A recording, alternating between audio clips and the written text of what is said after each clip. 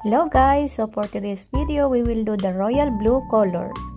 So we'll do the souvenirs for baby boy. That's why it's royal blue, and that's the color request of our client for today. So we need to try to put the glitters first, the blue lip with the resin.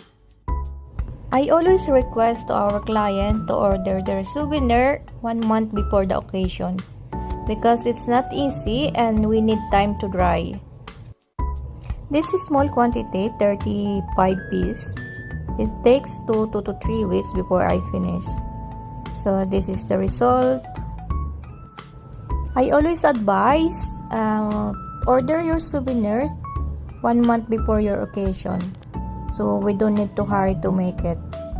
Thank you guys for watching. So follow my regalo.shop for more video and design.